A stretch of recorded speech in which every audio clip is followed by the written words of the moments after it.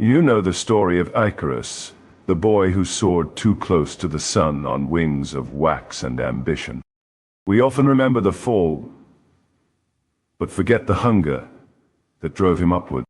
Today we trade wax for synthetic biology and feathers for nanites. In our quest for peak performance, we are crafting a new kind of fall that happens in the silence of our own bodies. You think you know what it means to push the limits of humanity. You imagine a climb toward greatness, yet you ignore the structural integrity of the frame. Icarus was not just a dreamer. He was a victim of his own unchecked potential. As we integrate technology into our flesh, we are writing a new version of his tragedy, one that ends in a sudden, cold silence. Icarus was a generational talent in a world obsessed with raw speed. He lived in the neon sprawl of the city where biohacking was the only path to glory. He sought out an underground engineer who promised him the world.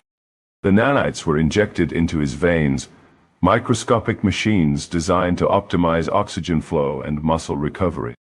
He felt invincible as his times plummeted into impossible, record-breaking territory. Every race became a demonstration of inhuman power.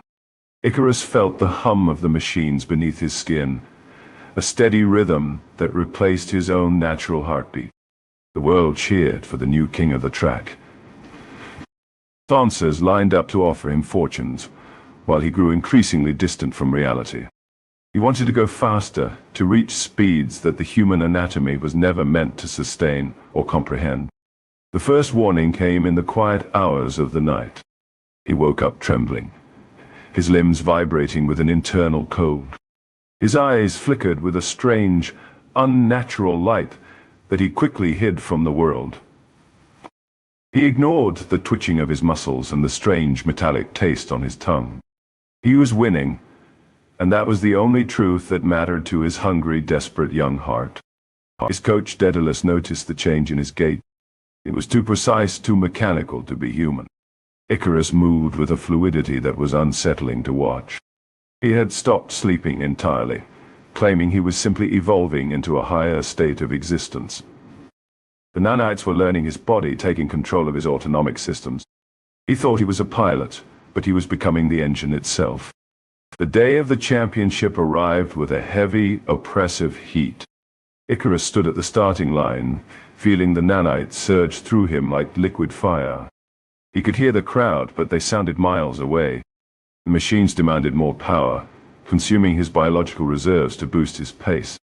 He did not know that his body was being hollowed out, the flesh turning brittle under the strain of speed.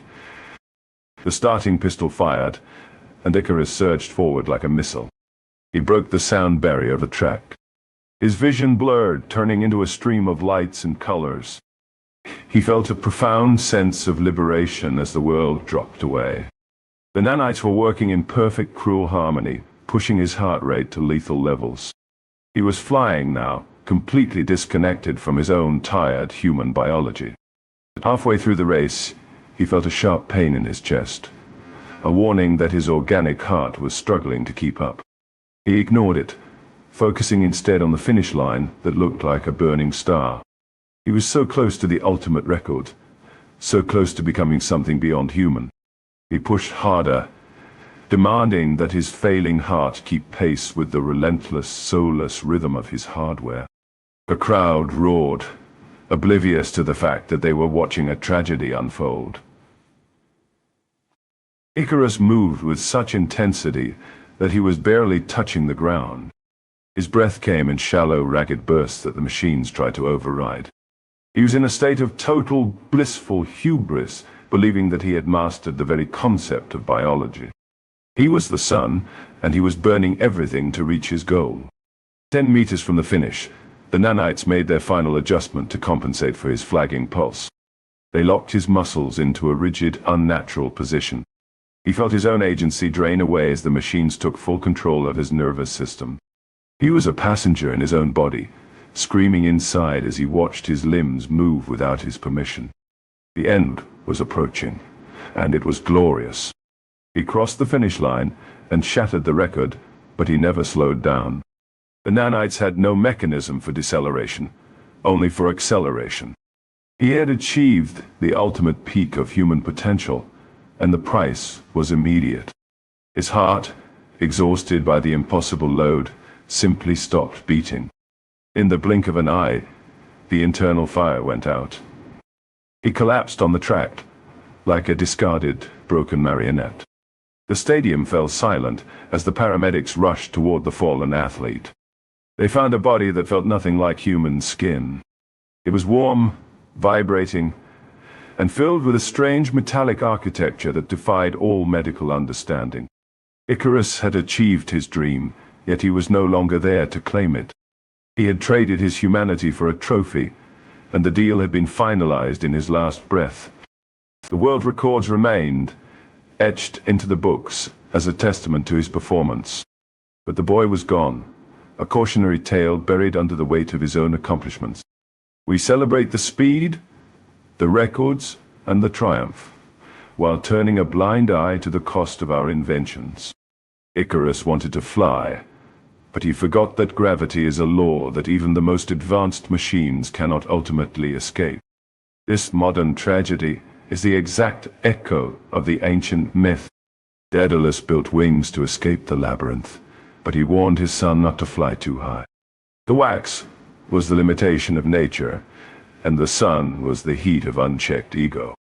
Our nanites are the new wax, fragile and artificial, holding us up in a world that demands we soar higher than we were ever meant to go. Icarus ignored his father, just as we ignore the wisdom of our ancestors in our pursuit of technological transcendence. We believe that we are different, that our science is superior to the simple physics of mythology. But the pattern remains the same. Every time we attempt to cheat the limitations of our existence, we are flying toward the sun. We are tempted by the height and blinded by our own pride. The labyrinth is now our own society, a complex maze of high stakes and high expectations. We build machines to fly through it, forgetting that we are fundamentally organic beings. The gods of the past are now the algorithms of the present, demanding sacrifice for every inch of progress. We are all Icarus, staring up at a sun that promises everything, even as it waits to melt our borrowed wings away. The true lesson of Icarus is not about the danger of flying, but about the failure to understand our own boundaries. Humankind is defined by its limits, not just by its potential. When we erase those boundaries, we lose the very essence of what makes us human. We are chasing a perfection that is entirely sterile, a victory that leaves us hollowed out and unable to experience the joy of our own success. Ambition is a fuel, but it must be managed with wisdom. We seek to transcend our bodies because we fear the decay of nature, but in our haste, we invite a much faster, more violent destruction. We must learn to respect the fragility of our existence. To run, to jump, and to live within our natural bounds is not a failure, but a triumph of wisdom over the siren call of absolute power. So remember the boy on the track, the modern Icarus who found the sky and lost himself. Do not let your hunger for more distract you from the precious nature of what you already possess. The sun will always be there, bright and inviting, but you do not need to reach it to find meaning. Keep your feet on the earth, stay grounded, and survive the climb that never truly ends.